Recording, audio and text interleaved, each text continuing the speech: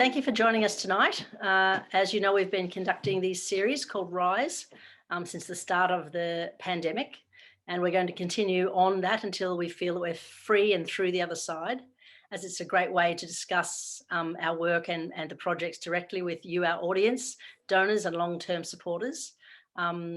It's a casual conversation tonight, so we'd really love any input that you feel that you have to share. Please put it into the chat and we'll try and get to you as soon as we can. Otherwise, as usual, we have tonight with us our global team, myself, Andrea Nave, the CEO of Forget Me Not. We have Andrew Pun, our director, country director from Forget Me Not Nepal in Kathmandu. Hi, Andrew, welcome. We also have Patrick Roesa, who is our project manager in Uganda. Thank you for coming tonight, Patrick. Welcome. We also have Mr. Diptesh Singh, who is the director of Laksha Kriti Foundation, our on-ground partner in India. He's speaking tonight to us from Varanasi. So thank you, everyone, and welcome. It's been a long day, a long few months, and a long time since we've chatted together on this Rise series. But we do have some questions that a few people have sent in tonight about our work, about how it's progressing, and about the shape of things moving through this COVID time. So we know here in Australia, Australia's, compared to the rest of the world, in pretty good shape. However, we do have several states in lockdown, Victoria, New South Wales, South Australia, and we have some restrictions for Queensland as well, with borders shut all around the country. So we're taking our best options to keep everybody safe as vaccine starts to roll out. So it's a worrying time for many of us as we all work towards vaccinations to protect ourselves and to protect those around us. It's like we as global citizens, all of us have a responsibility to do the best we can to get through this. So our work here at Forget Me Not is no less when it comes to the countries we work in. Sometimes the work that we're doing is hindered by lockdowns, by continual lockdowns, poor vaccination rates, etc. So that's been a real problem, keeping our staff locked down, keeping our children locked down in small situations with their families. So it's not been easy, and it continues to be a strong challenge as we go through these strange times. But tonight, what I'd like to firstly do is welcome Andrew into the conversation to discuss with you all and myself about how things have been looking in Nepal, particularly regarding our core work. So as you all know, our core work really is taking on rescues where children's homes and orphanages have been assessed.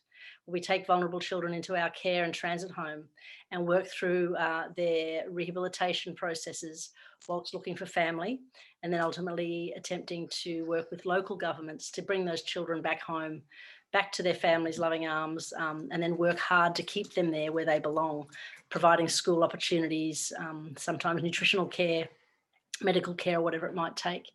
And I know during this COVID time, it's been really quite difficult and the demand's been high. So I'll throw over to you, Andrew, for a wrap up about how things have been going. And maybe you could address some of the questions, particularly about the demand for rescues during this time, if you would. Mm-hmm. Thank you, Andrea, for actually providing this opportunity through RISE to connect with all our friends globally and FMN supporters. As we all know that a second wave of the pandemic has really hit us bad, much worse, making the lives of people much worse than the first wave, even though we were a bit prepared from the learnings of the first wave of the pandemic. But definitely the second wave of pandemic with our neighboring border to India, a large open border, 1,770 kilometers wide open border with India, So social media, news, everything from India and from our country itself, during the second wave, it really made us more scary than the first wave, even though we were prepared. During this current situation, I would just like to give some glimpses of the key priority for the country and also for the global scenario, that in Nepal, the vaccination program, which started much way earlier, among countries in South Asia in January this year. But unfortunately, less than 4% of the population in Nepal has taken both the doses of the vaccination. So this is really something which worries me and all our citizens. So vaccination is a key priority for the country right now. And currently, even though the prohibitory orders, it has been extended by the government of Nepal which was effective from 29th of April as the second wave of lockdown peaked. Currently, transportation, it's all open. Then schools are closed. Yes, the gatherings are not allowed at all. Seminars, all these meetings are not allowed. Pharmacies are open. The basic essential grocery centers, they are open. But there are strict measures from the government, but unfortunately, citizens are not abiding to all these measures. Just yesterday I went around to look around how are the markets doing. So I was in my scooter and saying that it was a feeling of Dasai shopping for everybody. The markets were overcrowded. There were sales going on in some shops, and there was no ventilation, and people were all gathered there, making best use of that sale. So it was too scary for me to see all those things, even though there are strict measures and directives from the government. And among all these chaos, all these priorities for vaccination, there is another priority for Nepal government and the ministry, and for us, is all about the children who are in the institutions currently. We know that since last 1 year's annual report from the National Child Rights Council, we have noted that there is a decrease of 8% of children's institution during this first and second wave of pandemic, which means that there are 27% decrease in the number of children in last 1 year. So which is awesome, which is really encouraging to see these figures, but the demand is too high for the rescues. 40 children were rescued during this first and second wave of pandemic in Nepal by the government of Nepal, meaning that they are demanding and alerting organizations like us, which are very small number of organizations in Nepal working on family reintegration and promoting family-based care, that there will be more rescues. It's good to see how the government is becoming more vigilant and taking strict measures on looking at the children who are inside the institutions. And the key reasons being, firstly, there are no more tourism in country, as we all know. And the orphanages are now running short of funds. So how they are approaching is the institutions are using social media, Facebook, YouTube, portraying the children's faces and asking for funds. And our reintegration team, I'm very happy and proud of them that they are keeping an eye like a watchdog, on all the social media and reporting it to NCRC. And at the same time, the government is also keeping a strict eye on the social media platforms. So this is one way how the rescues are happening currently. And the other way is that the orphanage operators themselves want these rescues to happen. They are like approaching the government and saying we are no more in a position to take care of the children we have because of the lack of funding, lack of resources, and of course, lack of volunteerism that we all know.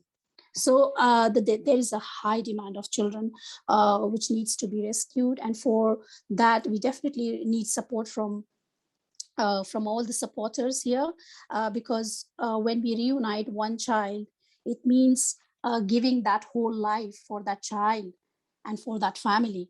So that is why the rescues and the family reintegration work has been more demanding during this period of time during the pandemic. And it's good to see how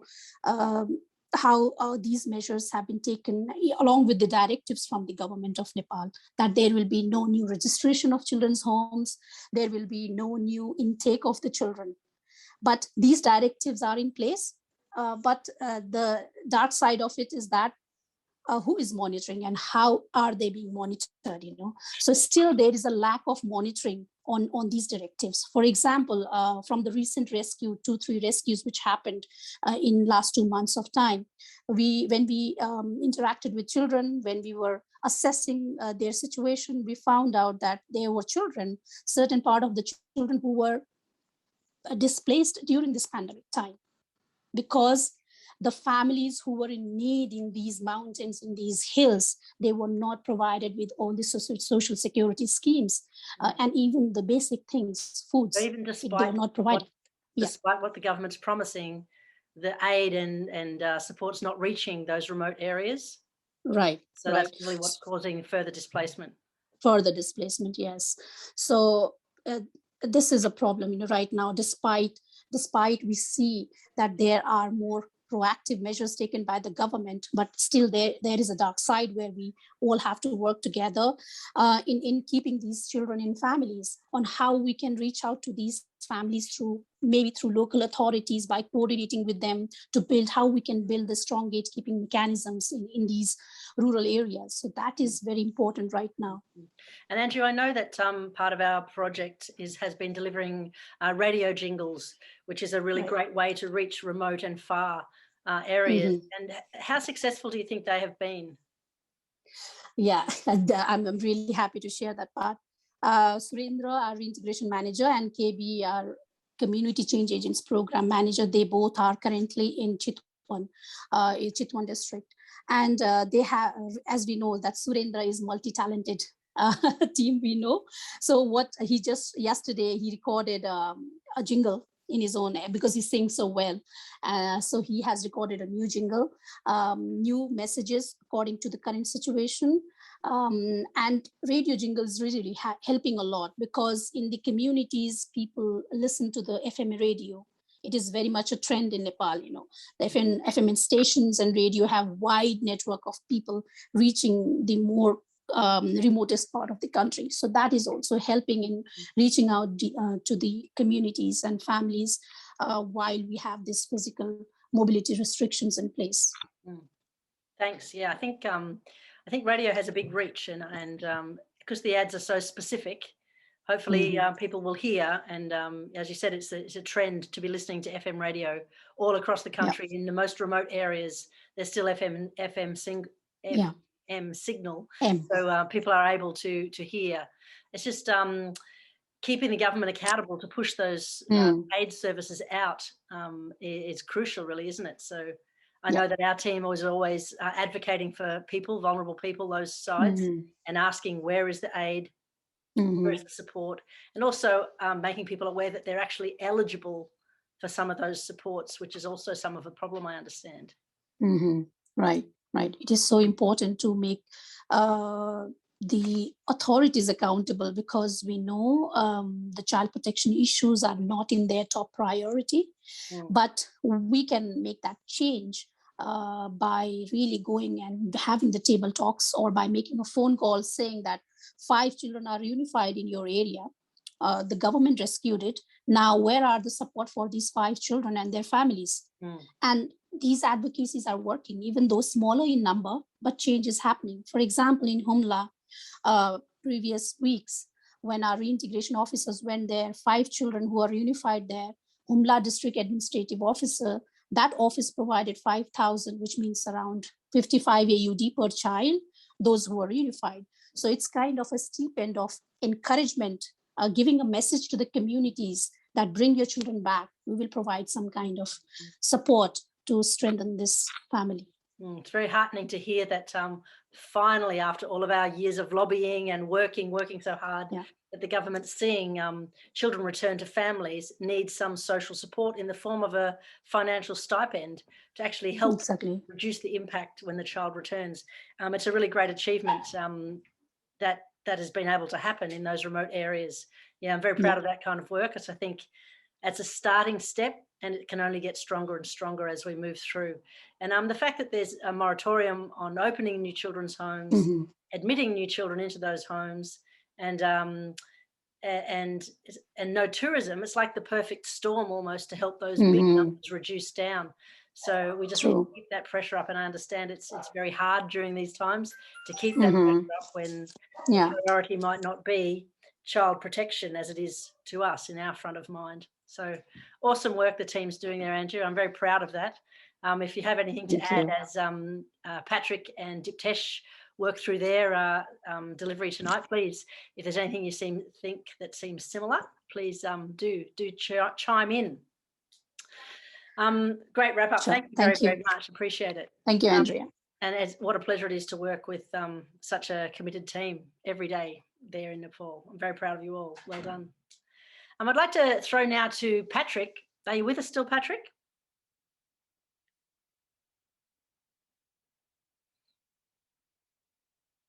Mr. Oweza, are you in the house? Yes, I can get you now.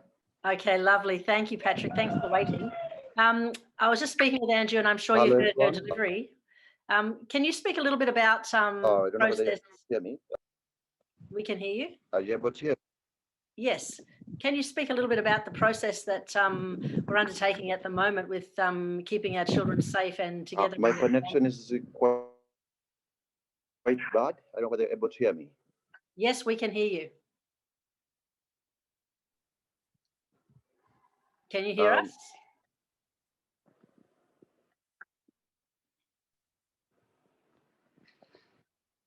We can hear you.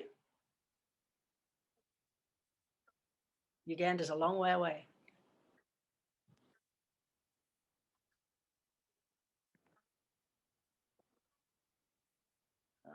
Maybe we'll throw over to Diptesh for the minute while Patrick gets his audio in order.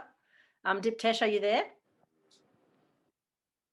Yes, I am. Lovely. There. Hi, am Diptesh. I audible? How are you? Yes, Hi. we can hear you. Yeah. Hi everyone. I know that the work that you're undertaking in India is largely different to child rescues and family strengthening. You're doing some very different and some very vital work there. Are you able to give us a recap about the way the work's been going on and how vital it is to be delivering food and services to people who largely don't have a connection to any of those existing social services?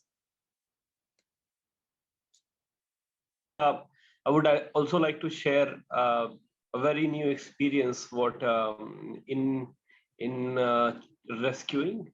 I mean, we are obviously not into rescue, like that's not our core expertise, but I agree with Anju, and I can understand ki, like these developing countries like India, like whole Asia, I guess, Africa, and in this COVID time period, I think situation become worse, and people are getting more and more fragile, because similarly we have noticed the women and children in this current situation are more prone to be easily separated from their house, or taken over by any like these traffickers, mafias.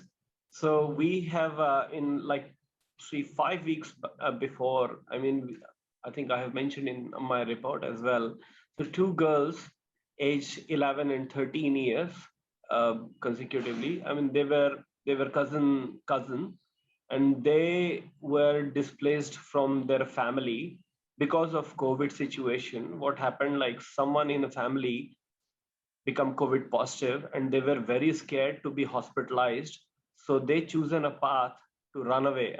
They were absconding. So they went to somewhere else, made their temporary shelter like a slum, living there. But the girls, they were like little, and they were not familiar with the area, and they go missing in night. And so yeah, it took us 35 hours to locate them and find them. So it's definitely a very new experience. Mm-hmm. It has happened with us like in past, but ages before. And so yeah, so what we understood, it is a fragile time, and family, like our model, like how we function is family should be living with family, or if a child is an orphan, then any immediate relative should be supporting, and we support if required, like we support them financially through the fundings. That's how we work, that's how we operate. because our focus is into community, and that's what we do better, and education, and like a little bit of health, what we can do. So yeah, so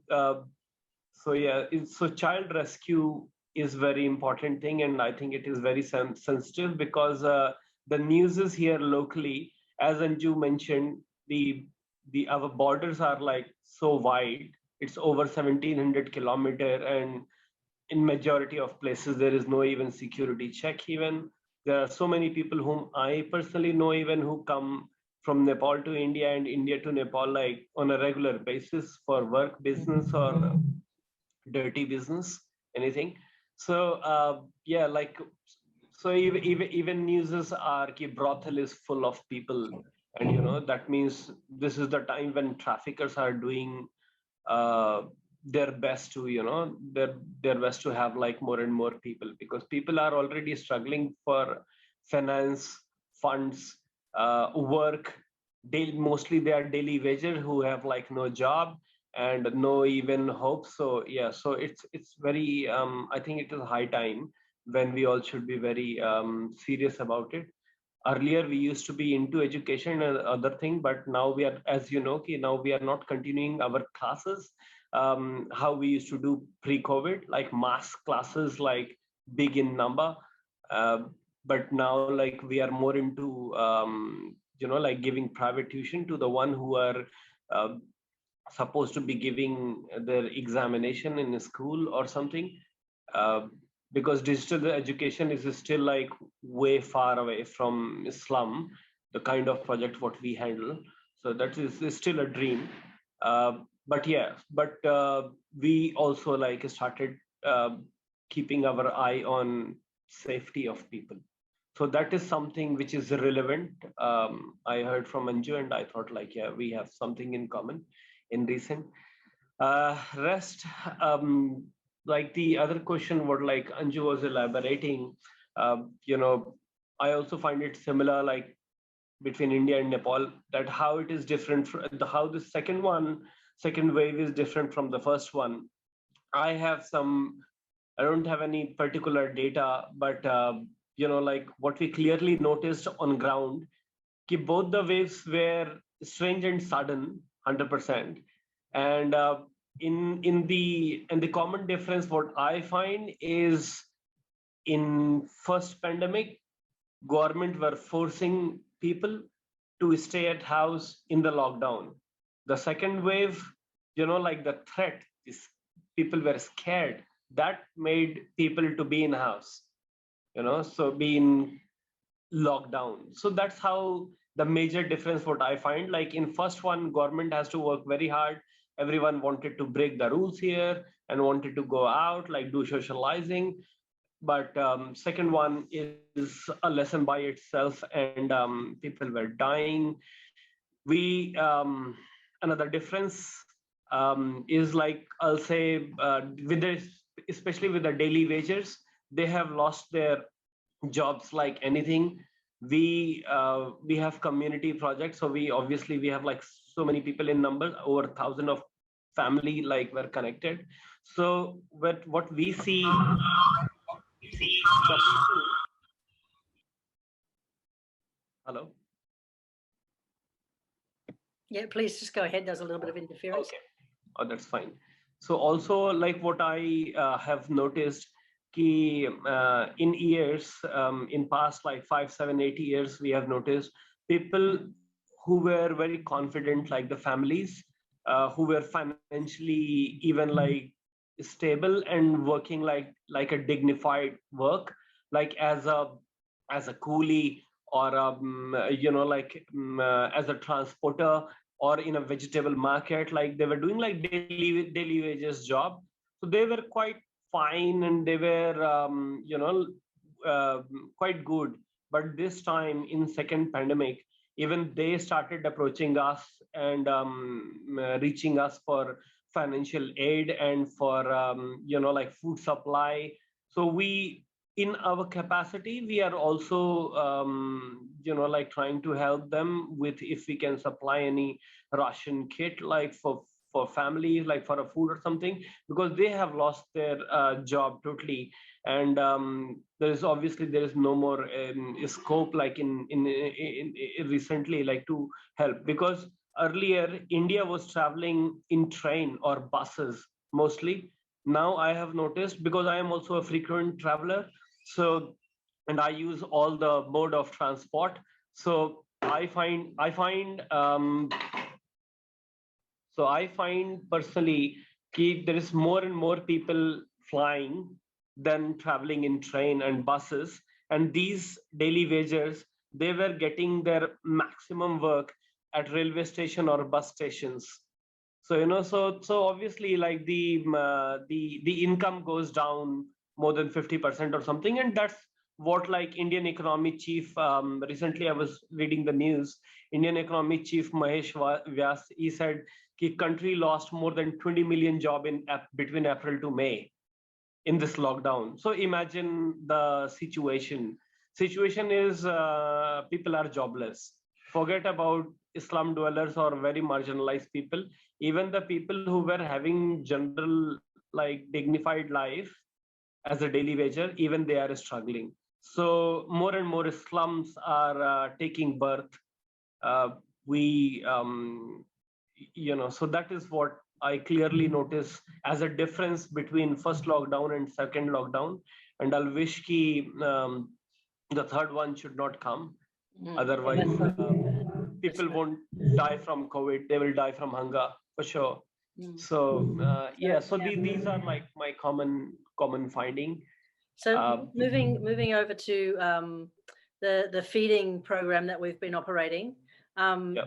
How are we going with that? Is that we're still able to do mass feedings, not just ration kits? Well, we like from past 2 weeks, we are not continuing the mass feeding. We have put a break on mass feeding from past 2 weeks, because we don't want even people to be 100% dependent on the community food what we cook. Otherwise, because if we were unable to source enough funding, then what will happen? I mean, it will be a big heartbreak of people.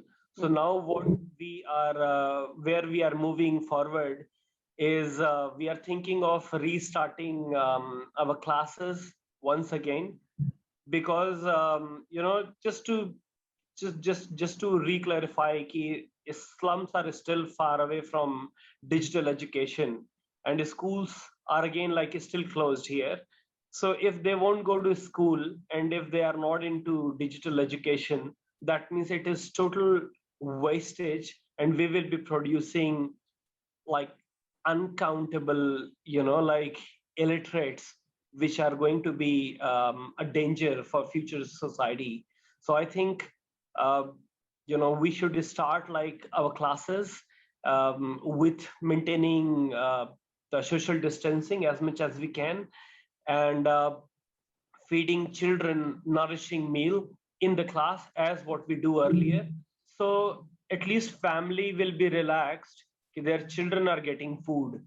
So then it won't be any major chaos or panic. And they also have to earn only for themselves, like adult can earn, like while children can be our responsibility for some time, and pregnant women should be part of our feeding program. Yes, so that's what we are trying to strategize and make a system where they can get food, where they have their timing and nourishing meal and some education. Fantastic. Good news, Dip. One question I have is, as I spoke with Andrew, not all people really may realize of what things they're eligible for. So part of our team in Nepal has been alerting people to what services are available. So they're working like a go-between social worker. Is there any services available that people are unaware of that you've been successful in connecting people to, like larger feeding programs, for example? So service in the sense of what, like facilities, what we can provide? Well, not just us, but that are already in existence, for example. other feeding programs or any small financial aids or food rations? So basically, I'll share you how we are doing, how we are working out here. So we have basically collaborated with a couple of like 7 NGOs actually, like who works locally, and they all have obviously their own key strength into things, and they all have their own source of funding. Couple of them are very good in raising local fundings, and how we are doing, we have collaborated with an NGO who are good at sourcing food and food supply. So we have given them a list of 300 people, like on a daily basis, to provide meal. Right. In return, what we are doing for them, where we are good at documenting people, documenting the undocumented ones. And I don't know if you guys are aware or not, but India is dealing a lot with undocumented people, especially from Asia, like near Myanmar, like the Rohingyas, we say. Mhm. And so basically, country is not in favor of any more asylum. So it's very important for people to be documented. So the areas where they were functional in, our team of volunteers and staff are visiting their operational areas, and we are trying to document people, uh, especially in this time period when government offices are also not properly functioning, and it's difficult to get anything easy because things are not normal still. But through our experience in past, and we do have like some authority on side of government, we can also release couple of document. I myself is understand law, so that is also helpful in making the temporary document, and we are hoping as thing goes normal, we will make their permanent citizenship card. So in this way, we are sharing our strength with like other NGOs, and they are doing they are helping us in continuing the feeding program. Fantastic. We are also, yeah, we have also like raised couple of like couple of thousands together on the street of Delhi, and we are we are also like knocking government doors for any aid or any facilities which come in future. For example, ration is ideally, it should be the responsibility of government. It should not be NGOs responsibility. But problem is, it's lethargic process. You cannot obtain, it will take you years to obtain ration for a month. So that's why like people lose their interest because of all like hoarding and black marketing, etc. So in this way, like we are like 6-7 NGOs together. So we are helping each other. We all are in lack of staff. I mean, we have only 2 staff. If like it's hard to imagine, but we have only 2 paid staff. The rest all team of volunteers. So obviously, it is almost sounds impossible to manage. Like thousands of people, and our regular interaction is over 300-400 people like a day, but still it is being managed because of collaboration. That's the strength. Definitely the key.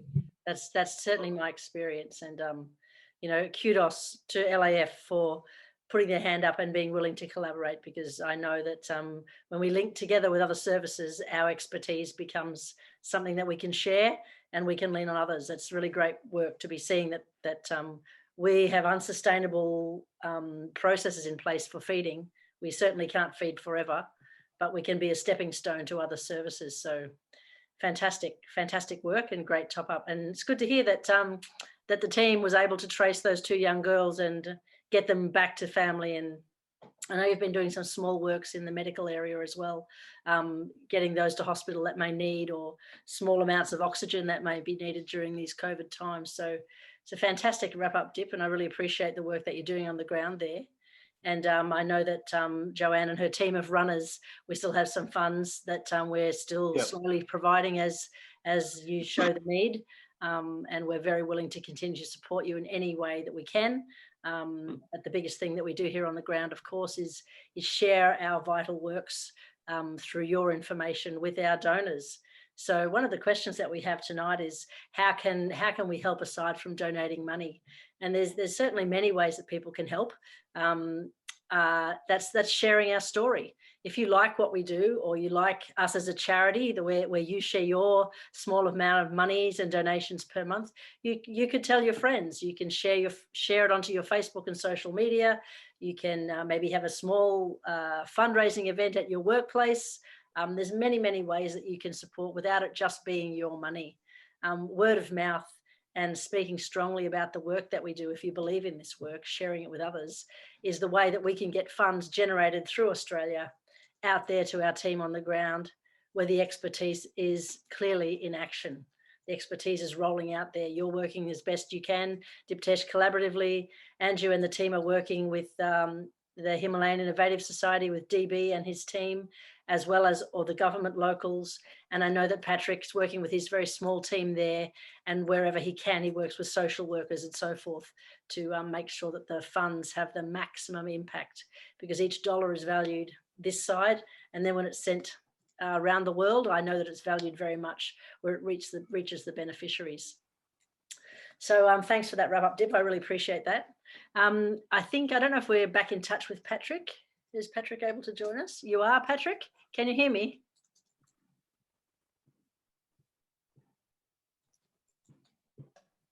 Are you able to hear me now? Yes, Patrick, thank you. Thanks for holding on. I appreciate you sticking with us. Are you able to hear me? Yeah, please go ahead and give us a wrap up of what's happening in Uganda right now regarding the first and second wave, and also a quick top up of information regarding the children, the general health of our project, and how things are going there. Thank you very much, Andrea, and thank you very much, everybody joining us.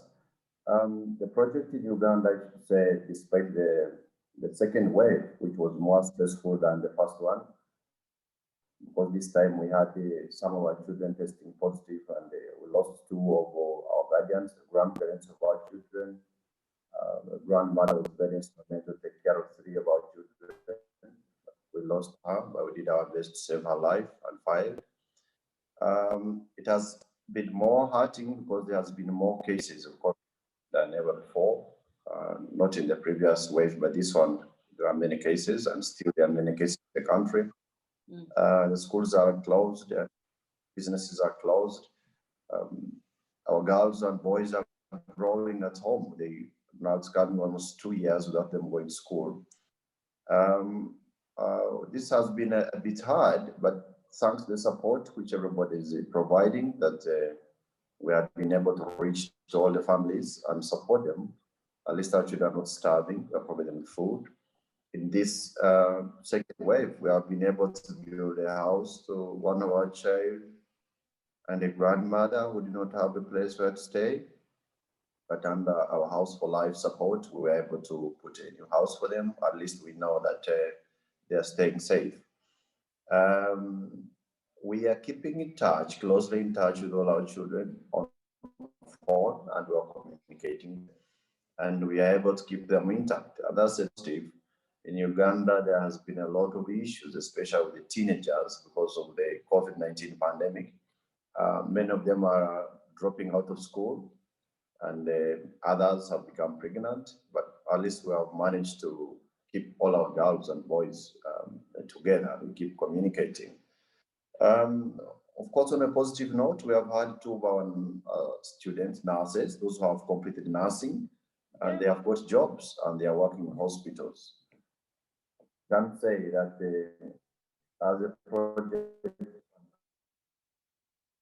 through your support, we are direct the COVID-19 management to nurses, and they are saying, yes, have been tried, we are able to operation. And to me, that is a big positive for all of us to make that contribution. But most importantly is that we have been able to move with our children. We are meeting challenges. We are able to share And I'd like to say that we are facing because of COVID-19. Although they are different from the previous wave, we were able to learn some few things. Now, at least we know. And the fear is a bit reduced, although the cases have increased, but at least the fear among the people has reduced. We're able to somehow move. I have a permit, I can move some short distances, and they can reach some few number of our children. And that's a bit different because in the last wave, we are not able to move even an inch. We are all at home. We couldn't do anything except communicating on phone. But also today, we are largely communicating using phones to keep in touch with our families. But the challenge now that public transport is closed, so it's really, really hard, and we have really hard issues with our children who are sick and their relatives at home to take them to the hospitals. It is really high. Of course, the treatment bills are quite high. We have to hire a car to move people to the hospitals. We have to get special permits to allow the cars to take people to the hospitals. But we are glad that we are able to do that with the support which you people have been able to provide and have continuously provided, so that we are bridging the gap between the school environment and now that we are not in school. Those who are able to do e-learning, support them, facilitate them. Our two little boys were very excited last week when they were joining their school, because now we are able to connect them with new phones so they can join the rest of the classes. And these are very rural children, and some of these are very new technologies which are coming in. But what I'm saying is that despite the challenge, the COVID-19 challenge, we are trying to make every possible way to see how we can move through it and support our children. Of course, given the distance between Australia and Uganda, it's hard to support in any other ways other than the financial support, because some of the support would need a lot of psychosocial support. Even beyond the financial support, we have to reach out to these children. Most of the children we deal with are teenagers. They come with challenges. Others come from extremely poor families, actually most of them. And a lockdown or disease like this, it means everything to them.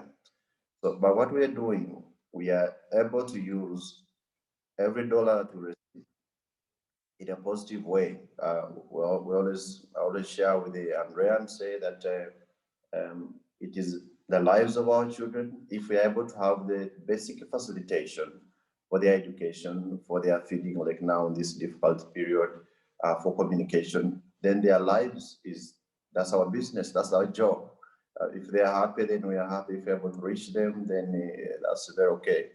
So the support which we are getting from all of you generous people is changing the lives of the people. In this lockdown, last lockdown, before we came in to give food relief, it was really hard to get 15 calls in a day until we were able to get some funding and we came in time.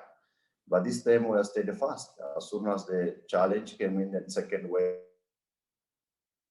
but the second lockdown, we were able to provide the medication, and we came in just in time, and we haven't had major cases. Some of our children have tested positive, but fortunately they are responding very well. More sickly, Marion is now up and running, so we're able to provide the food supplements, the fruits, the herbal medicine, which there's some herbal medicine which has also, much of a relief here. And we have been able to start with them. So moving forward, there is a likelihood that maybe COVID-19 is going to stay here much longer, especially here now that we don't even have 10% of the people vaccinated. So our strategy now is how do we engage and maybe look at more and more non-conventional ways of ensuring that the lives of our children continue in terms of education, in terms of communication, in terms of how we relate with them. But that does not stop some challenges. Like we were almost at the verge of finding the family of one of our children whose parents, we don't know. We have not known for long. The girl is almost turning 18 years. And then the lockdown comes in. But we are still hopeful that maybe when the lockdown is lifted, then we shall be able to move. I get lots of communication, how I wish we could communicate with all of you, but our children would really wish to. Maybe one of the ways how we could do support beyond financial support is maybe for 2 or 3 or 4 of the children we can get through Zoom, maybe in a meeting like this one. Would be glad our children to hear from a friend like you there, some of your support, sponsoring specific children for some time to say hello and give them a message of encouragement, which we really keep focusing on. Say, move forward, we have lots of hopes in you and you can make it, and you try this, yes, you can go with it. So it would be very important also to hear from you. I think the world now needs more voices of hope than despair, because most families are desperate and they're having so many challenges. So many of those voices, a small letter, a small card, it would also mean everything. I say, here it is, and we are standing with you, and we love you, and we will make.